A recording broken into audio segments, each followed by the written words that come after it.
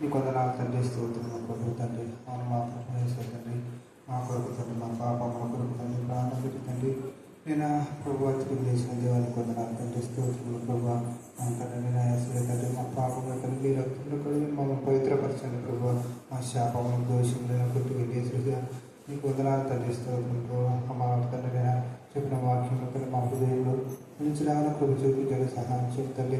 నేను నీకు వందనాలు తండ్రి స్తోత్రం ప్రభు. నీ వాక్యం సరైన నడుచుటకు నేను ప్రభు చూపించండి సహాయం చేయండి. నేను తండ్రి నేను ప్రభు వేసే తండ్రి మమ్మల్ని నీతిమంతులుగా చేసుకోవడానికి ప్రభు మీరు ఇచ్చిన గొప్ప రక్షణ బట్టి నీకు వందనాలు తండ్రి స్తోత్రం ప్రభు. నీకు స్తోత్రం తండ్రి నా తండ్రి తండ్రి ఇష్టం తండ్రి నేను ప్రభు సంఘం బలపరచండి, నేను స్థిరపరచండి.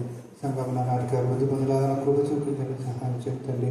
నేను నీకు వందనాలు తండ్రి స్తోత్రం ప్రభు. అమ్మగారి తండ్రి పరీక్షలు తండ్రి దీవించండి తండ్రి, ఆశీర్వదించండి తండ్రి.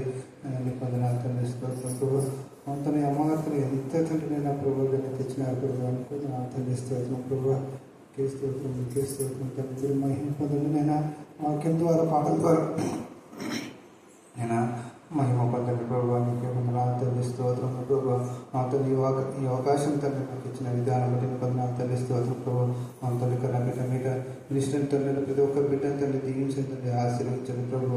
నీకు వందనాలు తండ్రి స్తోత్రం ప్రభు. ఇప్పుడు ఏ అవసరంతో ఉన్నారు తండ్రి వారి అక్కలనైనా ఆర్థిక పరిస్థితి ప్రతి సమస్యను నేను తీర్చండి ప్రభు. నీకు వందనాలు తండ్రి స్తోత్రం ప్రభు. తండ్రి నేను ప్రతి హృదయం తండ్రి వాంఛనంతని ఎదిగిన దేవుడు తండ్రి నీకు వందనాలు తండ్రి స్తోత్రం ప్రభు. కృప చూపించండి అయ్యా, సహాయం చేయండి ప్రభు. నీకు వందనాలు స్తోత్రములు చెల్లించుకుంటూ మీకు దిగునకం తండ్రి నదులనే శక్తి గల నామములు అడిగి వేడుకుంటున్నాం పరమ తండ్రి. ఆమేన్ ఆమేన్. నీ చూసిన క్రియలను చూసి దిగంత నివాసులు భయపడగలరు. ఉదయం సాయంత్రము ఉత్పత్తులను నీవు సంతోష భరితములుగా చేయుచున్నావు. నీవు భూమిని దర్శించి దాన్ని తడుపుచున్నావు, దానికి మహాద్వేషము కలగజేయుచున్నావు. దేవుని నది నీళ్ళతో నిండి ఉన్నది. నువ్వు భూమిని అట్లా సిద్ధపరిచిన తర్వాత వారికి ధ్యానం దయచేయుచున్నావు. దాన్ని దుక్కులను విస్తారమైన నీళ్ళతో కలిపి దాన్ని గనిమలను చదును చేయుచున్నావు. వాన జల్లుల చేత దాన్ని పదులు చేయుచున్నావు. అది మొత్తం మొలకెత్తగా నీవు దాన్ని ఆశీర్వదించుచున్నావు. సంవత్సరమును నీ దయా కిరీటము చేయుచున్నావు. నీ జాడలు సారము వెదజల్లుచున్నవి, అడవి బీడులను సారం చిలకరించుచున్నవి. చాలు. దేవుడి వాక్య భాగం దీవించి ఆశీర్వదించుగాక. ఆమేన్ ఆమేన్ ఆమేన్. ఈ వాక్యంలోనే అర్థం అదే మేడం. దేవుడు మనకు తోడుగా ఉండి బలహీన పరిస్థితిలో మమ్మల్ని బలపరిచే దేవుడు. అడవిలాగా ఉన్నటువంటి బీడు భూములను కూడా ఆయన తన వర్షం చేత అంటే ఆశీర్వాదం అనే ఆ ఫలమును మనకిచ్చి మనల్ని ఆశీర్వదించే దేవుడు. సంవత్సరం అంతా ఈ 2025లో ఇంతవరకు కాపాడిన విధానంలో రానున్న సంవత్సరంలో కూడా దేవుడు మనం తన దయతో కాపాడి మీకు పూర్ణ ఆరోగ్యాన్ని, పూర్ణ బలాన్ని, పూర్ణ శక్తిని ఇస్తూ మరి డాక్టర్ చందును, డాక్టర్ ప్రియాంకను కూడా దేవుడు తన జ్ఞానాత్మతో నింపును గాక. ఆమేన్ ఆమేన్ ఆమేన్. యెహెజ్కేలు గ్రంథము 38వ అధ్యాయము 15 నుంచి చివరి వరకు చదువుతున్నాం. ఉత్తర దిక్కున దూరమున్న నీ స్థలంలో నుండి నీవును నీ తోడు జనముల అనేకములను గుర్రములెక్కి బహు విస్తారమైన సైన్యముగా కూడి వచ్చి మేఘము భూమిని కమ్మినట్లు ఇశ్రాయేలీయులకు నా జనుల మీద పడెదరు. అంత్యదినములందు అది సంభవించును. అన్యజనులు నన్ను తెలుసుకున్నట్లు నిన్ను బట్టి వారి ఎదుట నన్ను నేను పరిశుద్ధపరచుకును సమయమున గోగు నేను నా దేశము మీదికి నిన్ను రప్పించెదను. ప్రభువగు యెహోవా సెలవిచ్చినదేమనగా, నీవు వారి మీదికి రప్పించెదనని పూర్వమందు ఏటేటా ప్రవచించుచూ వచ్చిన ఇశ్రాయేలుల ప్రవక్తలైన నా సేవకుల ద్వారా నేను సెలవిచ్చిన మాట నిన్ను గూర్చినదే గదా. ఆ దినమున గోగు ఇశ్రాయేలుల దేశము మీదికి రాబోవు ఆ దినమున నా కోపము బహుగా రగులుకొనెను. ఇదే ప్రభువగు యెహోవా వాక్కు. కాబట్టి నేను రోషమును మహారౌద్రమును కలిగిన వాడినై ఇలాగు ప్రమాణం చేసి తిని, ఇశ్రాయేలుల దేశములో మహాకంపము పుట్టును. సముద్రపు చేపలను, ఆకాశ పక్షులను, భూజంతువులను, భూమి మీద ప్రాకు పురుగులన్నీయు, భూమి మీద నుండు నరులందరూ నాకు భయపడి వణగుదురు. పర్వతములు నాశమగును, కొండ పేచులు పడును, గోడలన్నీ నేలపడను. నా పర్వతములన్నిటిలో అతని మీదికి ఖడ్గము రప్పించెదను. ప్రతి వాని ఖడ్గము వాని సహోదరుని మీద పడును. ఇదే ప్రభువు యెహోవా వాక్కు. తెగులు పంపి హత్య కలుగజేసి అతని మీదను, అతని సైన్యము వారి మీదను, అతనితో కూడా జనముల అనేకముల మీదను ప్రళయమైన వానను, పెద్ద వడగండ్లను, అగ్నిగంధకములను కురిపించి నేను అతనితో వ్యాజ్యమాడుదును. నేను యెహోవానై ఉన్నానని అన్యజనులు అనేకులు తెలుసుకున్నట్లు నేను ఘనత వహించి నన్ను పరిశుద్ధపరచుకొని వారి ఎదుట నన్ను తెలియపరచుకొందును. దేవుడి వాక్యం. తండ్రి, మీ కృపా ప్రేమ మహదేశం బట్టి ప్రశస్తమైన మీ సన్నిధానమునకు వధింపబడిన గొర్రెపిల్ల రక్తాన్ని బట్టి మేము స్తుతిస్తున్నాం. ప్రత్యేక రీతిలో దేవా హెప్సిని మా ప్రభావాన్ని చూసుకుని జ్ఞాపకం చేసుకొని మీ నామం, మీ రక్తం, మీరు పవిత్ర మీరు చేసిన మేళ్లకు ఉపకారం బట్టి మేము స్తుతిస్తున్నాం. ప్రభా నా తండ్రి, చాక్లెట్ విషయంలో మీరు అద్భుత కార్యం చేసిన ప్రభా ఎంగేజ్మెంట్ నీకు మహిమకరంగా, ఆశ్చర్యకరంగా, ఘనంగా, మర్యాదగా, పరిశుద్ధంగా మీరు జరిగించుకున్నందుకు మేము స్తుతిస్తున్నాం. అలాగే వివాహములకు మీరు సమస్తము సమకూర్చి జరిగింపచేయమని ప్రార్థిస్తున్నాం. దేవా నా ప్రభా చిన్న బిడ్డలు అనేక మంది విషయమై ఎంతో మంది తల్లు నా ప్రభా రోధిస్తుండగా చిన్న పిల్లలు బట్టి నా ప్రభా వారికి రోదన ధ్వని మీరు విన్న దేవుడు మీరు ఓదార్చమని ప్రార్థిస్తున్నాం. దేవా గాయం చేయవారు మీరే, గాయం మాన్పు వారు కూడా మీరే ప్రభా. యెహోవా ఇచ్చాడు, యెహోవా తీసుకున్నాడు, యెహోవా నామం సన్నిధింపబడు కాకని నా తండ్రి దేవా యోగు చెప్పిన విధానంలో నీ బిడ్డలు నా తండ్రిని స్తుతించడానికి మీ కృప దయచేయం గాక. దేవా నా తండ్రి ఏ కుటుంబం అయితే గాయంతో ఉందో ఆ కుటుంబ గాయాలు మాన్పమని ప్రార్థిస్తున్నాం. ఉద్యోగం రాలేదని నిరాశ నిస్పృహతో కుంగిపోయినట్టు నా తండ్రి దేవా మరి చదువుని కానివ్వండి, హైమాత్రి మా తండ్రి దేవా మీరు మా తండ్రి దేవా జ్ఞాపకం చేసుకోమని ప్రార్థిస్తున్నాం. అలాగే నా ప్రభా విషయం కూడా మీరు జ్ఞాపకం చేసుకుని మీ జ్ఞానాత్మతో మరి నింపని ప్రభా దేవా ఇచ్చిన సమయాన్ని సద్వినియోగం చేసుకునే జ్ఞానం దేవుడా కలగొచ్చమని ప్రార్థిస్తున్నాం. దేవా కనికరించండి, కృపదాయించండి, కృపదాయించండి, కృపదాయించండి, కృపదాయించండి, కృపదాయించండి. దేవా మీ మహా కనికరం, మీ దయ, మీ జాలిని బట్టి మీ సన్నిధిలో ప్రార్థిస్తున్నా. మా భక్తి మా శక్తి కాదు నాయన. దేవా కనికరించండి తండ్రి, కనికరించండి ఆయన, కనికరించండి, కనికరించమని ప్రార్థిస్తున్నా. రత్న కూడా సుఖమైన మీరు ఇస్తున్నారు, మేము స్తుతిస్తున్నాం. దేవా నా తండ్రి మరి అక్కకు మీరు ఇచ్చిన ఆరోగ్యాన్ని, బలాన్ని, శక్తిని, నూతన శక్తి ఎప్పటికప్పుడు మీరు అక్కకు శక్తిని ఇస్తున్నారు. దేవా ఎంతమంది సంఘంలో వృద్ధులు ఉన్నారో వారందరూ మీ శక్తి చేత నింపుదు కాక. దేవా మీకే స్తోత్రం, మీకే స్తోత్రం, మీకే స్తోత్రం. పడిపోయిన దావీదు గుడారమును మరలా కట్టిన విధానంలో పడిపోయిన ఆత్మల మరలా రివైవల్ మీరు ఇస్తున్నందుకు మేము స్తుతిస్తున్నాం. దేవా మీ సన్నిధికి దూరమే మేము ఏమీ చేయలేం, ఏమీ పొందుకోలేం తండ్రి. దేవా ఆ విషయం ప్రతి బిడ్డకు జ్ఞానం కలగొచ్చేది కాక. మరి పోల్కాల నుంచి వచ్చే ఏంటంటే నిర్భయముగా జీవించుట. చెప్పండి, నిర్భయము అంటే ఏంటి? అది భయము లేకుండా, ఇప్పుడు అక్కేసుకోవాలి, భయము లేకుండా జీవించడమే నిర్భయంగా జీవించడం అనేది. ఇశ్రాయేలీయులు ఒకప్పుడు భయంకరంగా భయపడినారు. ఎప్పుడు భయం, అలజడి, కలవరము, ఎప్పుడు 24 గంటలు భయమే, అలజడే, కలవడమే. ఎప్పుడు ఫరో కింద ఉన్నప్పుడు.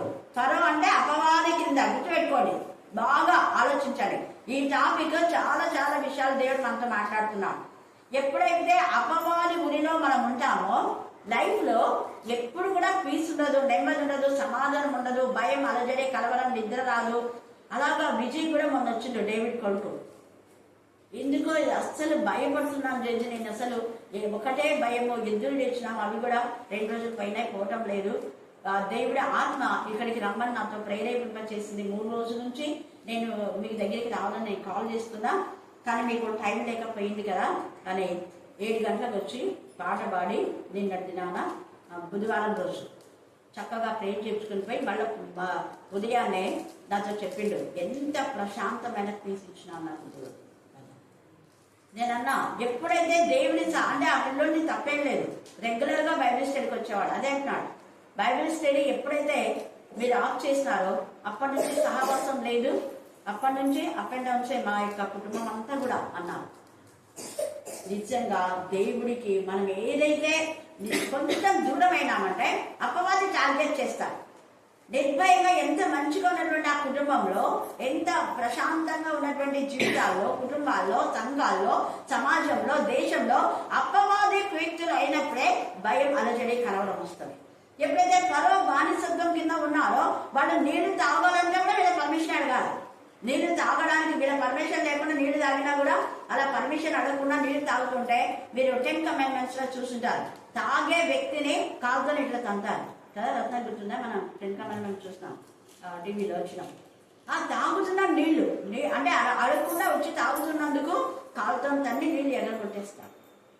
ఎంత నీచులు చూడ, అంత భయంకరమైన పరిస్థితి. వాళ్ళ పిల్లలు ఆకలికి అలమటిస్తుంటే పిల్లలకు పాలు ఇవ్వడానికి వచ్చిన తల్లను కూడా గట్టిగా పిల్లలు లాగే ఇలాగ ఈడ్చేసి, అంత భయంకరమైన ఆ పరిస్థితిలో నుంచి దేవుడు వాళ్ళను ఎంత ఇదిగా పాలు తేనెలు ప్రవహించే దేశంలోకి నడిపించి వాళ్ళు నిర్భయంగా నివసించేలా దేవుడు చేశారు, గమనించాలి.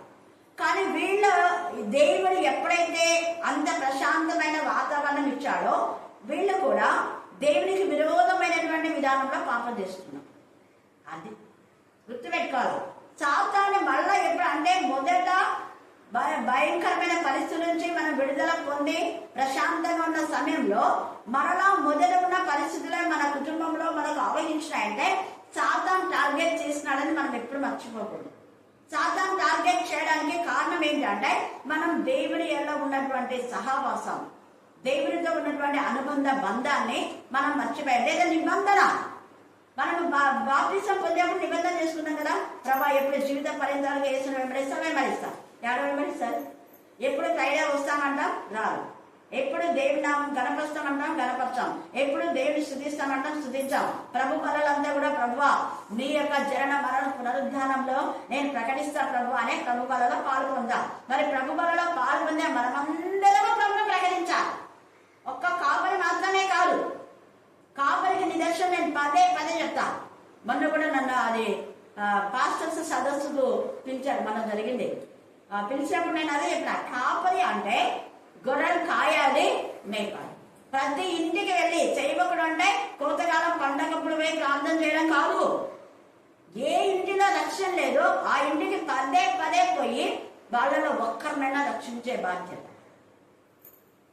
వాళ్ళు 3 సంవత్సరాలు ఉన్నారనుకోండి, 3 సంవత్సరాలు కనీసం 3 కనీసం అంటున్నా నేను 30 మందిని కాపాడాలి. అసలు యాక్చువల్గా కనీసం 3 ఇదిగో వీళ్ళు ఒకప్పుడు దొంగలుగా ఉన్నారు, మారినారు. వీడి భయంకరమైన అక్రమ జీవితంలో ఉన్నాడు, వీడు మారినాడు. వీడి భార్య ఉంటే వేరే వాళ్ళతో ఉన్నాడు, వీడు ఇప్పుడు విడిచిపెట్టేసి మంచిగా భార్యతో మంచిగా ఉన్నాడు, కాపాడు చేస్తున్నాడు. లేదా వీడి యొక్క పాపం జీవితం నుంచి విడుదల పొందాడు, వీడి లంచగొండే జీవితం నుంచి విడుదల పొందాడు అని సాక్ష్యం ఇవ్వగలగాలి. లేదా అన్నిలు ఒకరు వచ్చారని అసలు మన సంఘం అంతా ఎంత సంతోషపడాలి అక్కమక్క వాళ్ళ గురించి. అప్పుడెప్పుడో మిషనరీస్ ఉన్నప్పుడు చెంచమ్మ అనే టైం ఆమె అన్నిలోనే చెంచమ్మ అనే టైం నేను అవన్నీ మళ్ళీ ప్రింట్ చేపిస్తున్నాను, నేను రిపీట్ చేసిన. ఆమె ఎంత మందికి ఇళ్ళకి పోయి ప్రేర్ చేస్తుందంట. అంటే మిషనరీ అమ్మ దగ్గర ప్రాణం చేయించుకొని ఆమె ఏం చెప్తే అది పోయి వాళ్ళకి ఏదైనా సాయం చేసి ఆ తర్వాత ఎవ్వరు అన్ని మారలేదు భూములు. మళ్ళీ నాన్న ఉన్నప్పుడు తిమ్మారెడ్డి మారినాడు. తిమ్మారెడ్డి అంటే మనం ఇట్లా రోడ్డుకి పోతుంటే ఎదురుగా పైన ఉంచడం అది. ఆయన కొడుకు కూడా బట్టల షాప్ ఉండే రూబెన్ అన్న ఫ్రెండ్ అనమాట. చనిపోయినారు ఇద్దరు, తిమ్మారెడ్డి చనిపోయినారు, వాళ్ళ కొడుకు కూడా చనిపోయారు. ఎందుకు నేను ఈ విషయం మాకు చెప్తున్నాను అంటే కానాపురంలో కూడా ఇక్కడ కేజీబీలో చదివేది ఆ పాప నుంచి ఒక కుటుంబం మారింది. వాళ్ళని క్రైస్తవులాగానే సమాధి చేశారు. ఇలాంటివన్నీ మనం దేవుని గణపరచకుండా ఎప్పుడైతే ఉన్నామో అప్పుడు సాధారణ మళ్ళీ ఏం చేస్తుంది, టార్గెట్ చేస్తుంది. ఒకప్పుడు ప్రభులో ఉన్న బిడ్డలు ప్రభులో లేకపోతే ఈ యొక్క ఇశ్రాయేలు అంతగా దేవుడు వాళ్ళను పాలుతేనెలు ప్రవహించే దేశాన్ని తీసుకొచ్చి నిర్భయంగా వాళ్ళు ఉన్న సమయంలో కొంతమంది దేవుడికి విరోధంగా ఉన్నప్పుడు వెంటనే మరలా వారి యొక్క శత్రువులు వాళ్ళ పైన ఏం చేస్తున్నారంటే పన్నాగాలు పంపుతున్నారు. అందుకనే చూడండి ఇక్కడ 14వ వచనం చదవండి.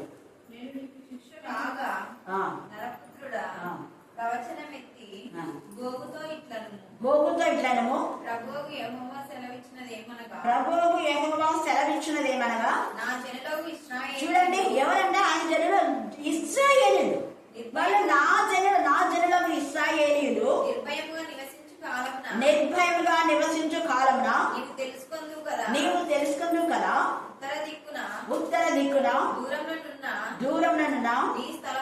నీ స్థలంలో ఉండి నీవును నీతో కూడా జనముల అనేకములను గుర్రములెక్కి బహు విస్తారమైన సైన్యంగా కూడి వచ్చి ఎవరి మీదకి వస్తున్నారు? నిర్భయంగా ఉన్న ఇశ్రాయేలు.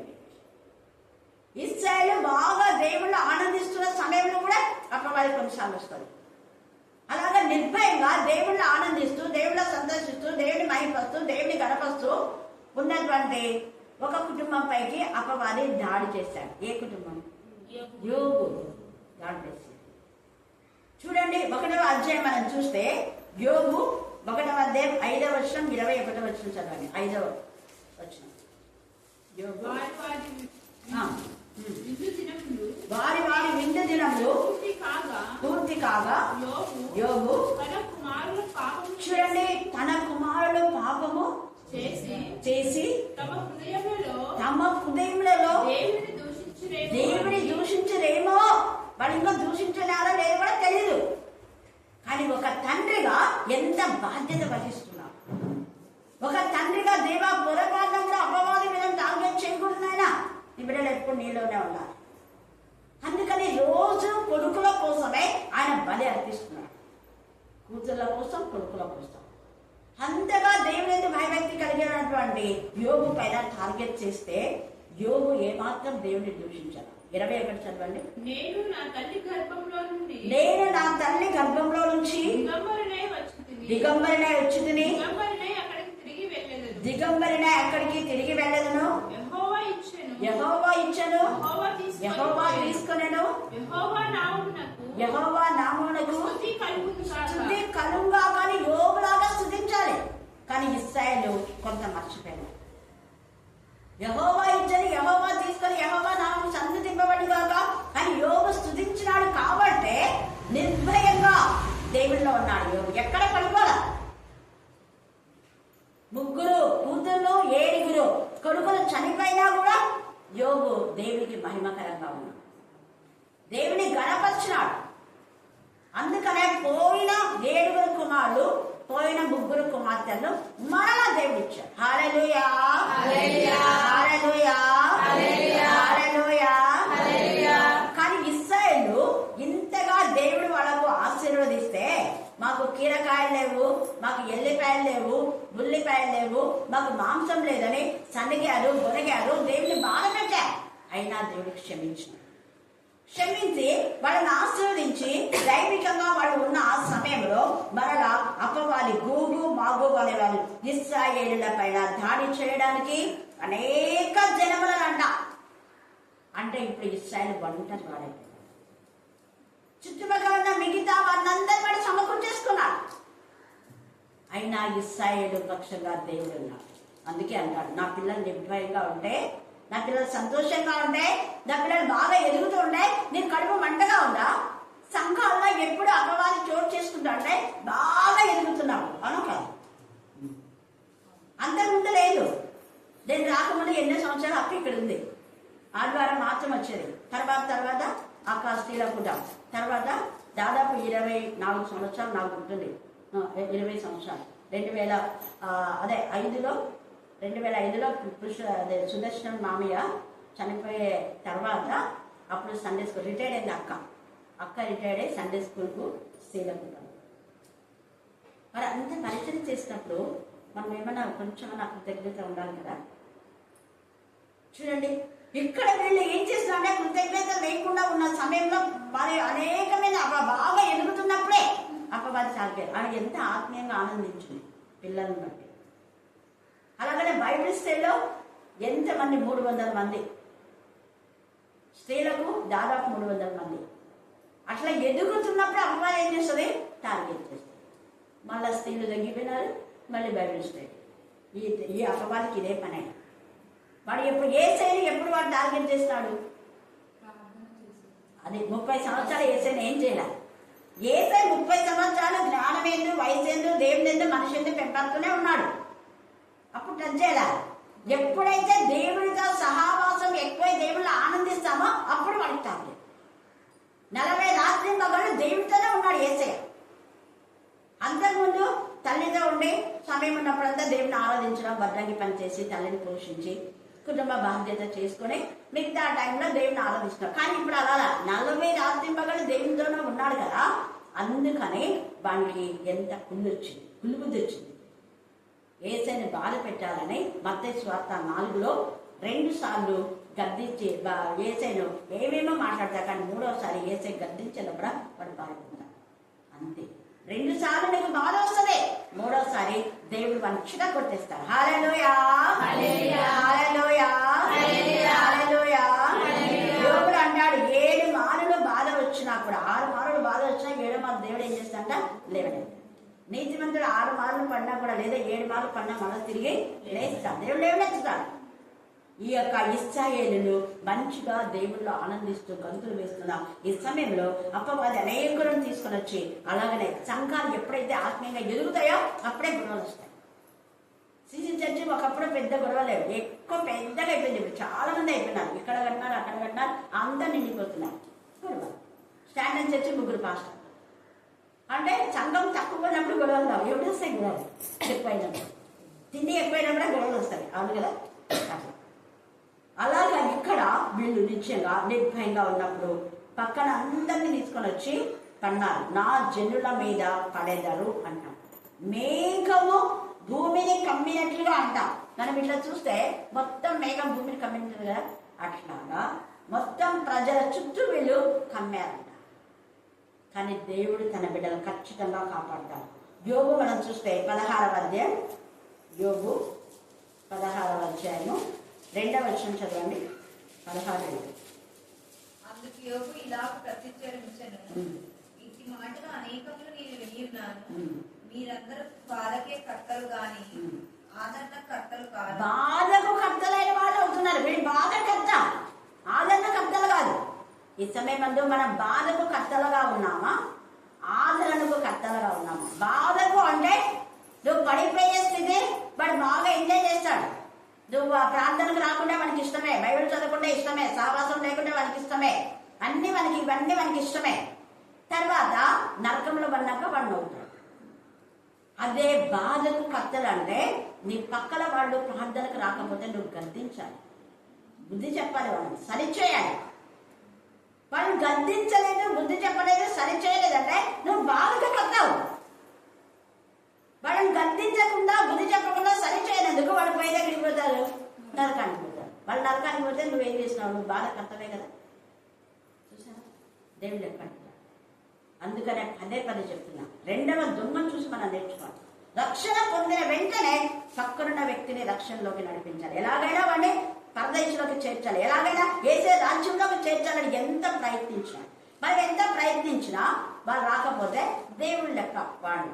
వాళ్ళ ప్రాణికి వాళ్ళే ఉత్తరవాదు, మనం ఉత్తరవాదులు కాదు. కానీ నిన్ను అడుగుతాడు, నువ్వు గద్దించావా, బుద్ధి చెప్పావా? యోబు ప్రతిరోజు కొడుకుల కోసమై గోజాడుతున్నాడు, దేవుడు హెచ్చరిస్తున్నాడు. ఏమైనా పాపం చేశారా? ప్రతిరోజు అడుగుతున్నాడు వాళ్ళ కొడుకున. వాళ్ళు ఒకవేళ ఒప్పుకోలేదు, వాళ్ళు ఏం తప్పు చేయలేదు, అయినా ఏమో మనసులోనైనా ఏమైనా అనుకున్నారేమో, ఏం లేదు దేవుని సన్నిధికి పోకుంటే ఈరోజు అన్నది కూడా తప్పే అనే పనులు అర్పిస్తున్నాం. మనం ఒక తల్లిగా పిల్లల పక్షాలు ఎంత బాధ్యత, ఒక తల్లిగా, ఒక అక్కగా, ఒక చెల్లిగా, ఒక అమ్మమ్మగా దీనికే లోయి ఎంత బాధ్యత వహించి తిమోతిని సమర్పించినాడు పౌలు. హల్లెలూయా, హల్లెలూయా. అందుకే ఇక్కడ నిర్భయంగా జనుల మీదకి వీళ్ళు వచ్చి పడతా ఉంటారు. అలాగే నువ్వు తెలియని సమయంలో నీ ఇంటిపైకి అపవాది ఒకవేళ దాడి చేస్తాడేమో జాగ్రత్తగా ఉండమంట. నిర్భయంగా ఉన్న సమయం మనం మీరు చూస్తే యెషయా 32లో సుఖాసక్తి స్త్రీలారా మీరు నిశ్చింతగా ఉన్నారా? మీకు ఉపద్రవం రాబోతుంది, లేచి దేవుని గణపరచాలి. అక్కడ తేజగా మనం ఒకసారి ఒక మెసేజే మనం విన్నామని, సుఖాసక్తి గల స్త్రీలారండి. మనం యెషయా 32లో చూడండి, మీరు సుఖాన్ని అనుభవిస్తున్నారేమో, మంచిదే. కానీ నీ సుఖం ఎంతవరకు అనుకున్నావు? ఒకరోజు దేవుడు నీకు గర్విస్తాడు. అందుకే 9లో తేజగా అంటాడు, సుఖాసక్తి గల స్త్రీలారా లేచి నా మాట వినుడి. నిశ్చింతగా కుమార్తెలు, మీ కుమార్తెలు ఏం పర్లేదు, నిశ్చింతగా ఉన్నారు. చెప్పండి మీ కుమార్తెలు బుద్ధి చెప్పండి. నేను ఎన్నిసార్లు హెచ్చరిక చేసేదాన్ని సంతోషం. దేవుని స్తోత్రం ఇప్పుడు వస్తుంది మంచిగా అంటే అప్పుడు అక్కడ పోయింది అనుకోండి, వచ్చిన తర్వాత నేను చెప్తే ఇక్కడ లేకపోతే కాదు, ఉన్నప్పుడైనా గద్దించి బుద్ధి చెప్పింది కాబట్టి గిల్టీ కాన్షియస్ పోయింది. అది ఇప్పుడు చూడు ఎంత బాగా నిర్భయంగా వస్తున్నా నిర్భయంగా. హల్లెలూయా హల్లెలూయా హల్లెలూయా. ఎప్పుడైతే మనం కొంచెం దూరం అవుతుందో అవ్వాలి మళ్ళీ ఏమేమో కలవ చేస్తుంది. ఏం పోవాలి, పోతే వాళ్ళు ఏమంటారు, వీళ్ళు ఏమంటారు, ఇవన్నీ సైతం తెలిసేది. ఎవరేమన్నా ఎందుకు, నేను చిన్నప్పటి నుంచి ఆడ ఎదిగాను, ఎందుకు పోకూడదు అది. ఇక్కడ సుఖాసక్తి గల స్త్రీలారా, నిశ్చింతగా ఉన్న కుమార్తెలారా, నా మాట వినుడి. నిశ్చింత గల స్త్రీలారా, ఒక సంవత్సరమునకు మీకు ఏమైందంట అండర్లైన్ చేసుకోండి. మీకు ఇప్పుడు ఏం బాగున్నాం ఇప్పుడు ఏం కాదులే నువ్వు అనుకుంటున్నావు. ఒక సంవత్సరంలో మీకు ఏమైతుందంట తొందర కలుగును. ద్రాక్ష పండ పోగును, పండ్లు ఏరుటకు రావు. సుఖాసక్తి గల కన్యకలారా వణుకుడి, మీరు విచారణారా తొందరపడి నీ కుటుంబాన్ని మందిరానికి నడిపించకపోతే సంవత్సరం లోపల, ఇది దేవుడు ప్రవచన రూపకంగా చెప్తున్నాడు, జాగ్రత్త. రాబోయే సంవత్సరాలు మంచివి కాదు. మంచి అనుకుంటున్నారా మీరు? కాదు. దినంలో రాకముందే సృష్టికర్తలు ఏం చేయాలి, జ్ఞాపకం చేసుకోవాలి. జరిగిపోయిన సంవత్సరాలే మంచివి, రానున్న సంవత్సరాలు ఇక్కడ అంతే దినంలో ఈ భయంకరమైన పరిస్థితి నేను రప్పింపబోచున్నానని అదే ఇప్పుడు చదివిన లేఖన భాగంలోనే మీరు విన్నారు. రానున్న జీవితంలో భయంకరమైన ఇది అంత్య దినములలో దేవుడు ఈ యొక్క పనిని చేయబోతున్నాడు మహారోషంతో అంట. చూడండి 38 దగ్గరికి రండి, 19వ వచనం చదవండి. యెహెజ్కేలు 38:19. కాబట్టి నేను రోషంను కొంచెమా మహారౌద్రమును కలిగిన వాడనై మీలాగా ప్రమాణం చేసిందని ఇశ్రాయేలుల దేశంలో మహాకంపం పుట్టినంట.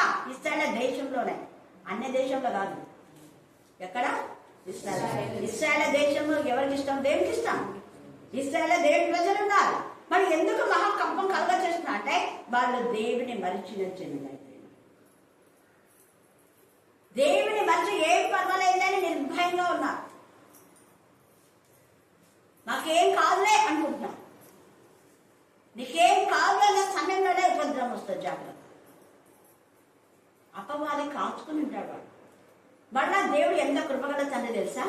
తన బిడ్డలు దేవునికి విరోధంగా ఉండి తప్పు చేస్తుంటే వాళ్ళ పైకి శిక్ష వస్తే మళ్ళా దేవుడు ఎవరైతే వాళ్ళని బాధ పెట్టినారో వాళ్ళు బాధ పెట్టారు. బాధ పెట్టడానికి దేవుడే అనిపిస్తాడు. చదివినప్పుడు నాకు చాలా ఇది అనిపించింది. ఎందుకు దేవుడు పంపిస్తాడు అంటే అలాగైనా వాళ్ళు మారుతారేమని ఎంత ఆశ.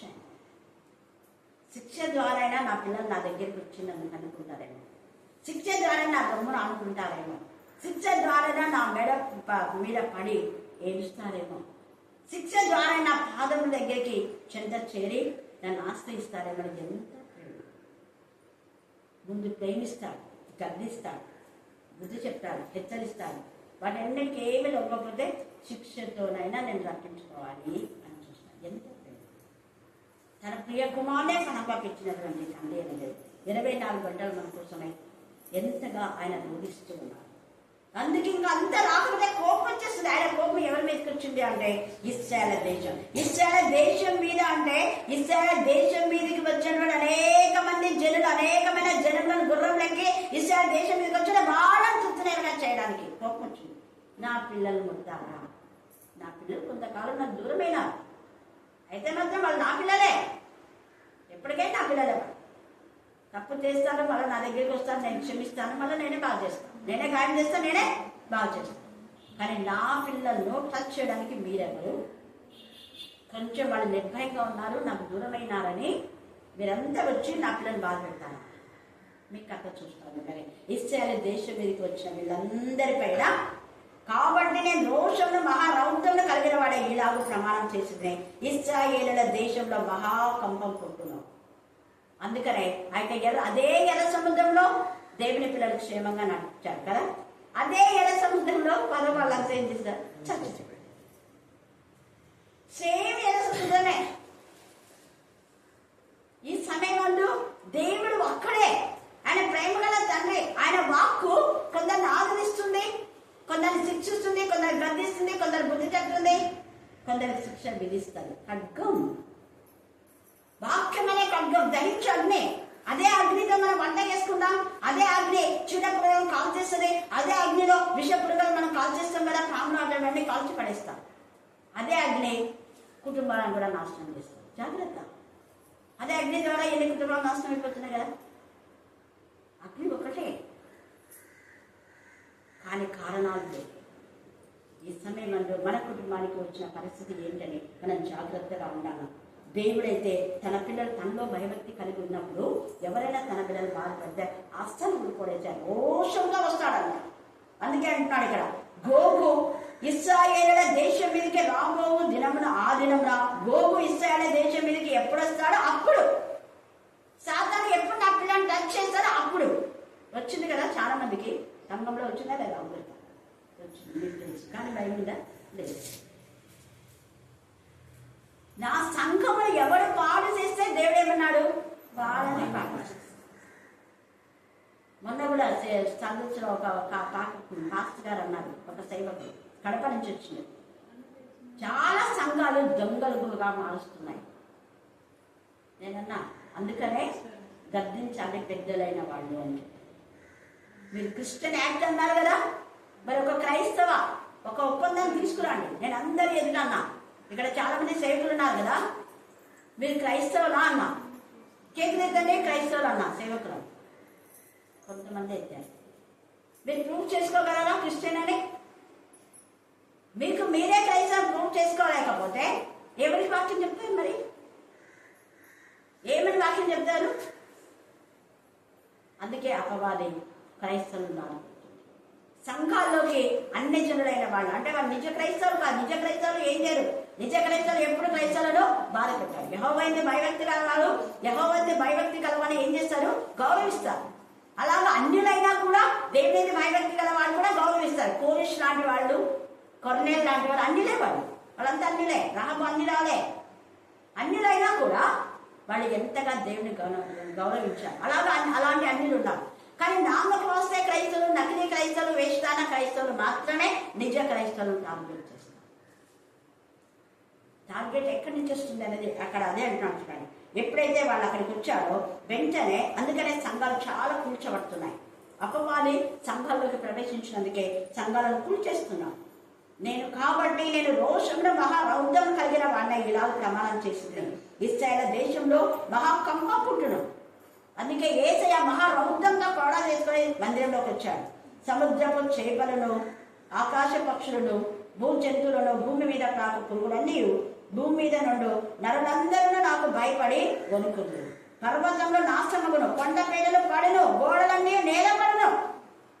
అనేక ఇళ్ళు భూకంపం చేత పడిపోతాయి. ఇది ప్రకటన 8వ అధ్యాయం 1 నుంచి 3 దాకా చదివితే ఉంది.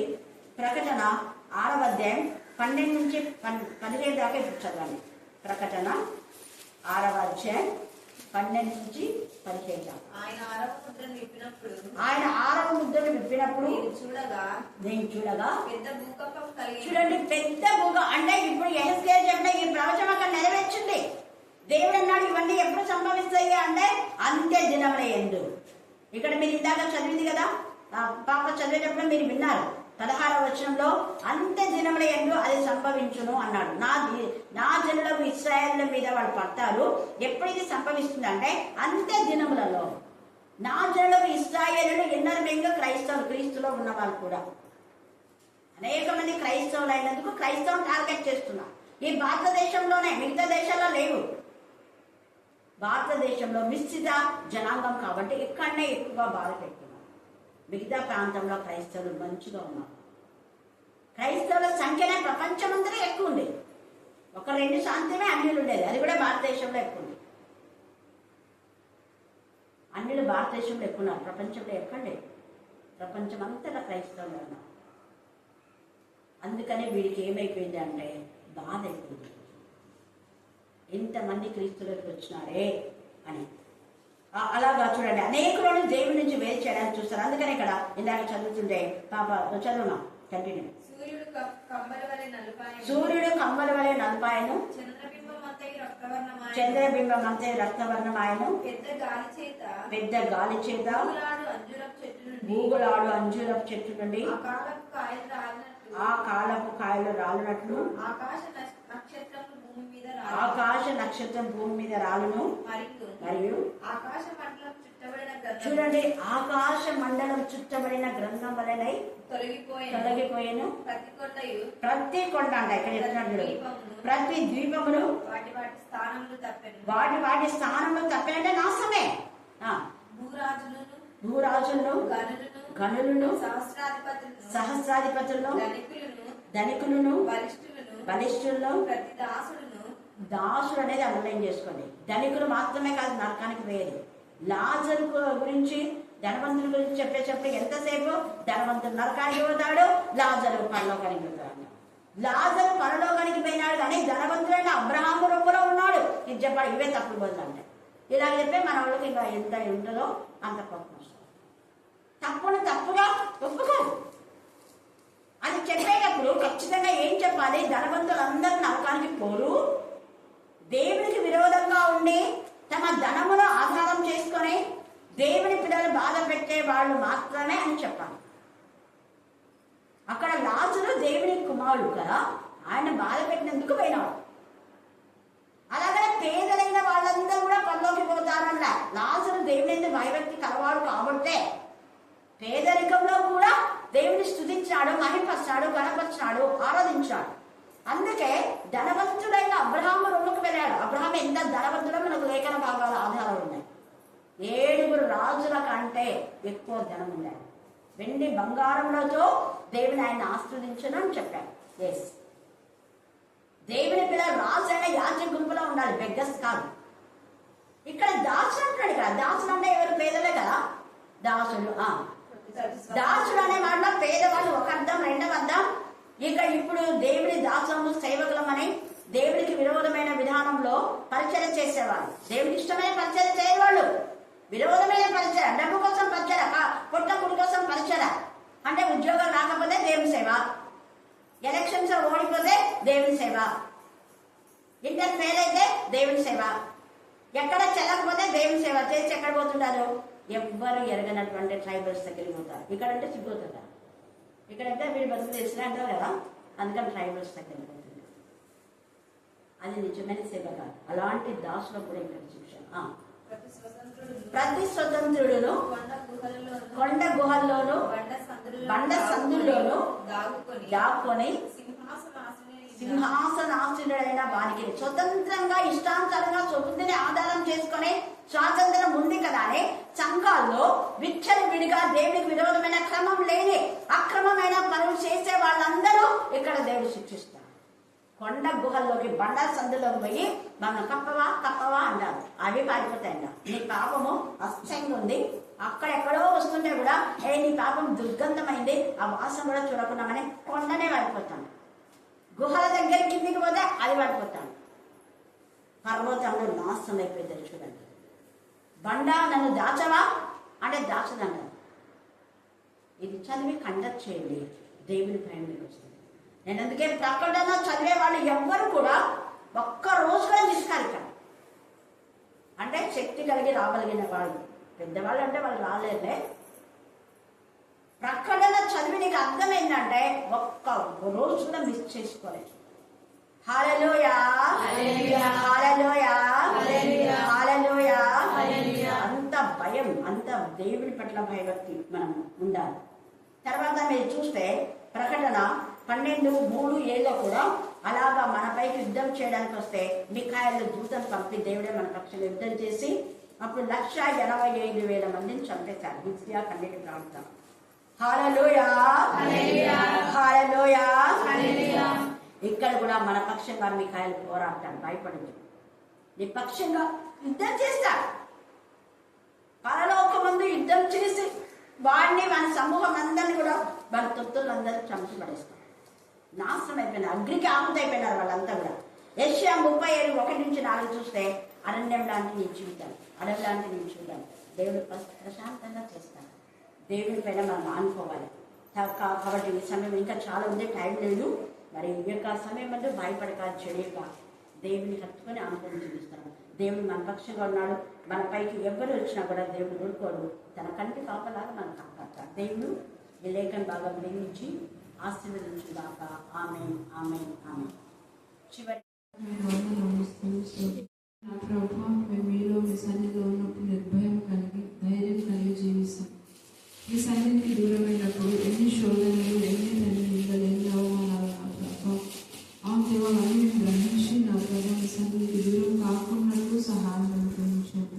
స్త్రీల గురించి మరి ముఖ్యంగా తండ్రి ఎంతో చక్కని లేఖన భాగాన్ని వివరించారు. ఖచ్చితంగా స్త్రీలాల నా మాట వినడం సెలవిచ్చున్నారు. నిజం నా ప్రభా, ఏమి త్రాగుదమా, ఏమి కట్టుకుందామా, ఎలా జీవితమా అనేది కాదు, కానీ ఆత్మ సంబంధంగా నా పిల్లలు నేను ఎలా పెంచుతున్నాను, నా కుటుంబాన్ని నేను ఎలా కట్టుతున్నానని ప్రతి స్త్రీ ఆలోచించటకు సహాయం అనుగ్రహించండి. దేవా, ఒక ఇల్లు బాగుపడాలి అన్న, ఒక ఇల్లు పాడైపోవాలన్న స్త్రీయే కారణం నా ప్రభా. ఇంటికి దీపము ఇల్లాలు అని సెలవిచ్చుంటున్నారు నా ప్రభా.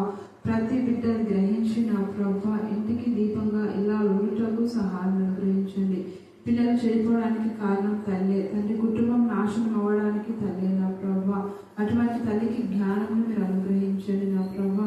మీ జ్ఞానాత్మతో మీరు నింపండి. ఆయనకి స్థుతులు స్తోత్రం చెల్లించుకొని చూస్తున్నాం. దేవా, నీ సన్నిధికి దూరమైనప్పుడు మేము ఏమి చేయలేము నా ప్రభా. వాది తండ్రి చేతుల్లో చిక్కుకున్నప్పుడు నా ప్రభా మేము ఎంత విలపించినా నా ప్రభా నిష్ప్రయోజనము.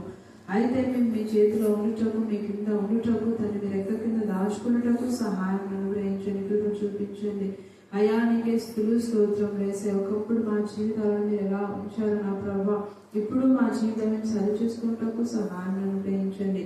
దేవా, మీ సన్నిధికి దూరం కాకున్నట్లు మీ కృపను అనుగ్రహించండి. ఒక దినం మీ సన్నిధిలోకి కూడా 1000 దినముల కంటే శ్రేష్టమని సెలవిచ్చున్నారు. నిజం నా ప్రభా, మీరు ఆకడ సమీపంగా ఉంటుంది నా ప్రభా. మీరు ఆకడ కొరకు ప్రతి బిడ్డ సిద్ధపాటు కలిగి జీవించటకు సహాయం అనుగ్రహించండి. వాక్యం వినిపింపబడుచున్నప్పుడే వాక్యాన్ని విని విడిచిపెట్టక గ్రహించి హృదయంలో నాటుకొని మారు మనసు పొంది మారు మనసుకు తగిన ఫలితం ఫలించటకు సహాయం అనుగ్రహించండి. దేవానికి అనేకమైన స్తుతులు స్తోత్రం. సాతాను తండ్రి ఎవరిని వెనుకుదునా ఆయన నా ప్రభా గర్జించుతూ తండ్రి ఎదురు చూస్తున్నది నా ప్రభా. సాతాను యొక్క చిక్కుల నుండి తండ్రి, సాతాను యొక్క వల నుండి మేము విడిపింపబడుటకు సహాయం అనుగ్రహించండి. అయ్యా నీకే వందనములు స్తుతులు స్తోత్రం చెల్లించుకొని చూచున్నాం. నమ్మదగిన దేవ, చాలినంత దేవ, గొప్ప దేవ, కనికరం కలిగిన తండ్రి, జాలి కలిగిన తండ్రికి స్తోత్రం. మమ్మల్ని తండ్రి మీరు ఎంత కోపగిస్తారు నా ప్రభా, అంతే వాత్సల్యత చూపే దేవుడమైనందుకు మీకు స్తోత్రములయ్యా. దేవా, మేము దూరమైనప్పుడు అప్పటికి మీరు తండ్రి గద్దిస్తారు, శిక్షిస్తారు, బుద్ధి చెప్తారు నా ప్రభా. అయితే అలాంటి ప్రేమ, మరీ నిశ్చయమైన ప్రేమ మాపై మీరు చూపిస్తారు. శాశ్వతమైన ప్రేమను మీరు మాపై చూపిస్తున్న విధానాన్ని బట్టి మీకు స్తోత్రం. అందరికి నిదర్శనం నేనే నా ప్రభా. ఒకప్పుడు మీ సన్నిధికి దూరమైన నా ప్రభా, మీ సన్నిధికి నా ప్రభా అంతగా తండ్రి దూరమైనప్పుడు నాకు బుద్ధి చెప్పారు, గద్దించారు నా ప్రభా. ఒక తండ్రి అవును దేవా, ఆ హెచ్చరిక ద్వారా నా ప్రభా మరలా మీరు వెంటనే ప్రేమ కలిగిన దేవుడు కాబట్టే నా ప్రభా మరలా నాకు